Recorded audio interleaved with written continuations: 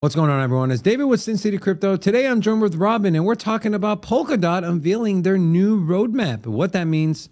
Are we bullish? Are we bearish? What does that mean for us in Polkadot? Let's go ahead and take a look.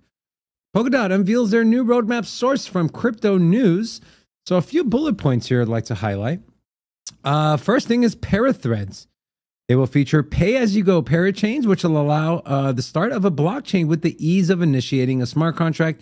This is expected to go live in Q2 of next year. So essentially, projects that don't need the network 100% of the time, they can pay as you go versus paying throughout the entire time. You also have cross-consensus messaging, which is labeled XCM, which Polkadot calls it the language of Web3. It is a universal language designed for cross-chain communication that can be operated inside or outside the blockchain's ecosystem.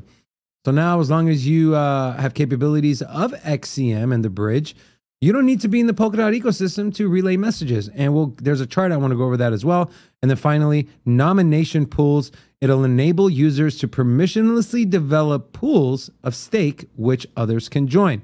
Now, going back to the cross consensus, here is what Polkadot says the XCM universal language will unlock: arbitrary message passing, cross-chain token and NFT transfers, paying fees between chains in any native token, bringing external tokens into Polkadot.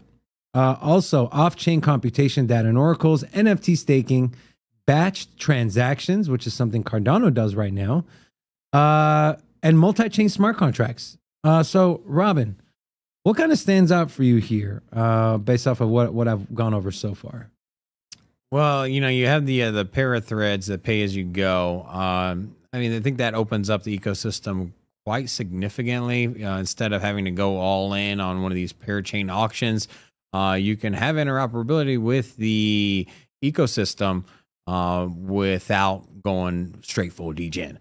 But now the XCM language is also pretty interesting because in that same kind of thought process, instead of going into the parachain or parathreads, you can also have interoperability with the Polkadot ecosystem by simply utilizing the same code that Polkadot uses. Yeah. And so I think basically what Polkadot's doing here is they're just trying to open up their ecosystem to other crypto projects that aren't simply the parachains that win auctions. And, you know, obviously the more you open up your ecosystem and the more users you get, the more adoption you get, the better it is for the whole project.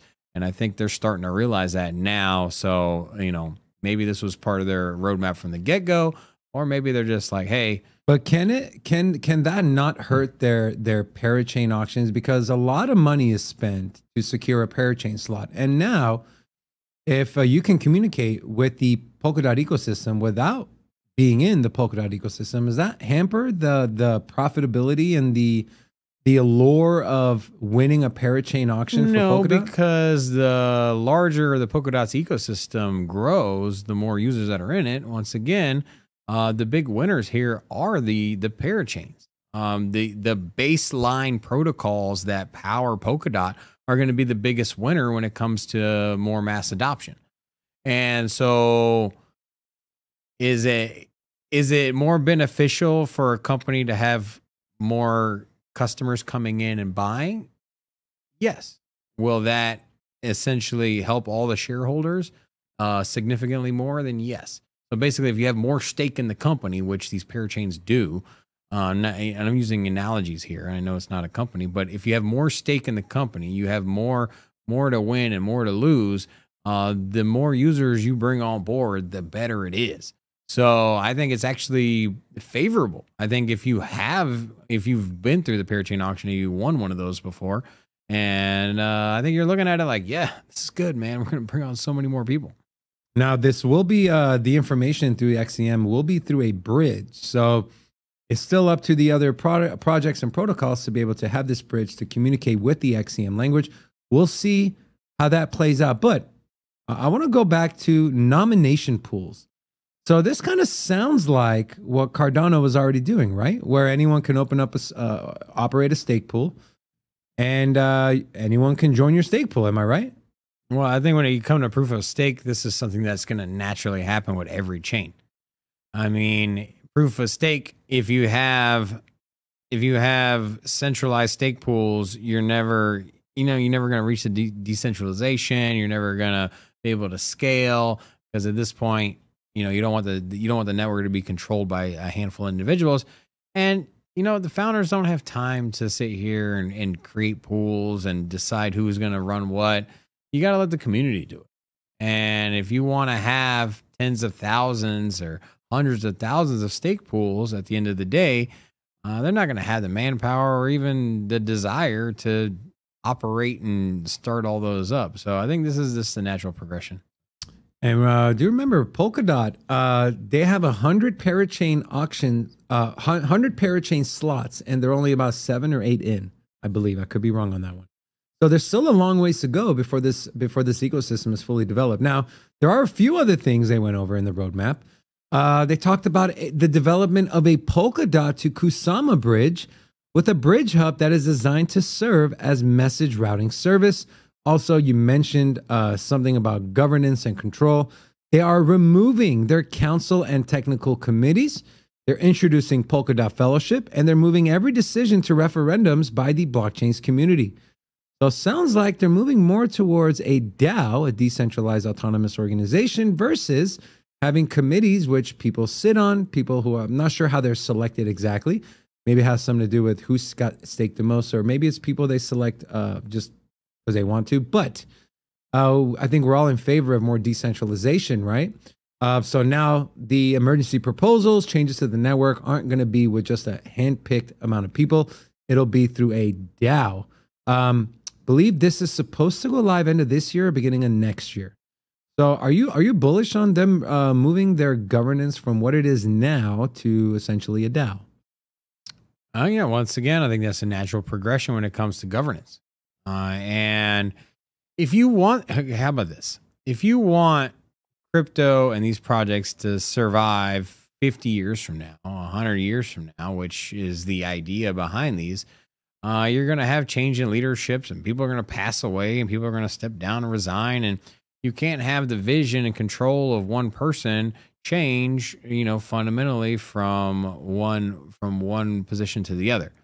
And so this is the benefit of having DAOs, is that just because you change leadership or change a committee member, you're not going to fundamentally change the project, and that these need to be voted on. And in the beginning of a project, when you first open it up, yeah, maybe perhaps you have the developers running the governance to make sure that everything rolls out smoothly. But at some point, you gotta take your hands off the steering wheel there. So, and you bring up actually a really good point, Robin. Is how many times you see a company lose its leader or one of its main developers or whatever the case may be, and that company either falls apart completely or starts to digress. And so, what I want to do to finish up this video is I want to take a look at Polkadot as far as price and token. So currently sitting at number 11, so just outside the top 11, $6.42.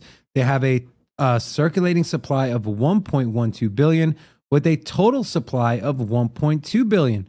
So a very good circulating supply to total supply ratio. Now the price action on Polkadot, if we go year to date this year, it's been gone down and has been extremely flat starting from May of this year.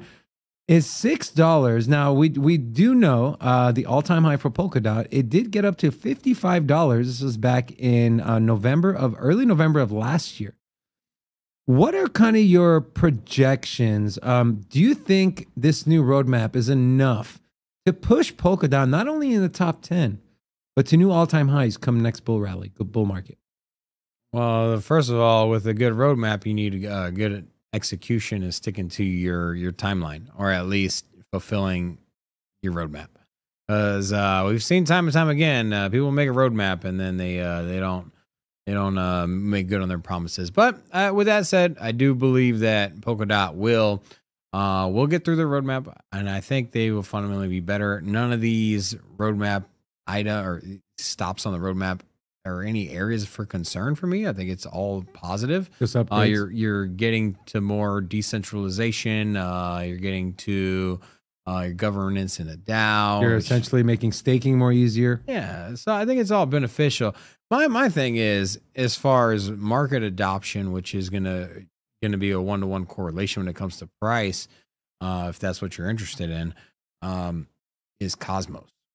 I think Cosmos. It's funny you mentioned that. Cosmos is making some moves, man, and obviously the biggest competitor to Polkadot right now is Cosmos, and there's just a lot of buzz behind the project. They've been rallying lately. They got a lot of partnerships in the bag as well. I'm not going to go deep into what Cosmos is doing because this ain't a video, but just know, keep an eye out, man, because I mean at the end of the day,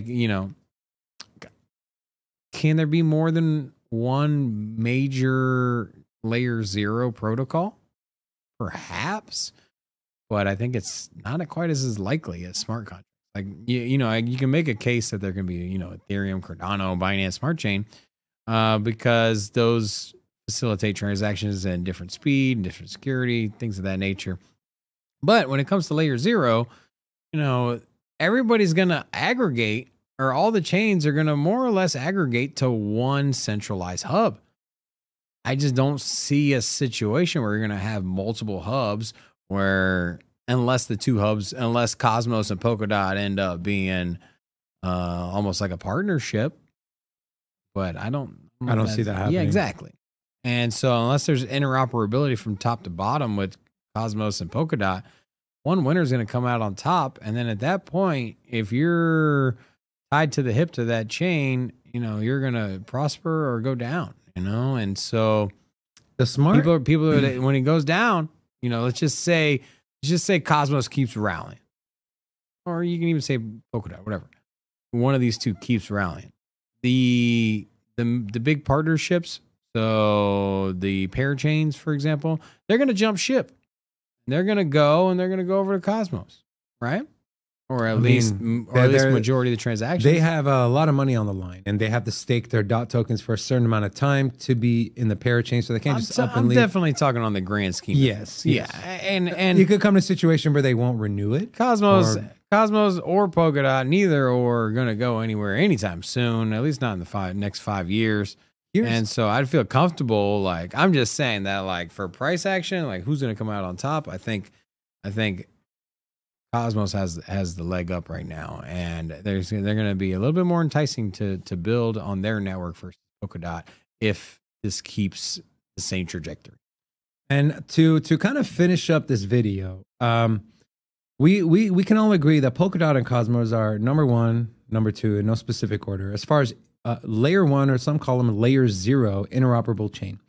Now, you can either put all your eggs in one basket, and remember, none of this is financial advice, or what I'd recommend doing, and what I'm doing myself, is I'm splitting it down the middle, putting half into Polkadot, half into Cosmos. That way, if one of them, we agree one of them is going to take off, whether it's Polkadot or Cosmos. But what I do know is at the current prices right now, Polkadot is a much better buy than Cosmos is at $6, near all-time cycle lows.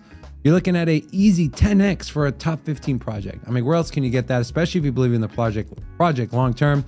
Take that with what you may. Do your own research as always. But that'll do it for the video today. On behalf of myself and Robin, we thank you guys so much. Make sure to come watch us Monday through Friday at 10:30 a.m. Pacific Standard Time for our live streams. Enjoy the rest of your day. We'll see you next time, friends. Peace.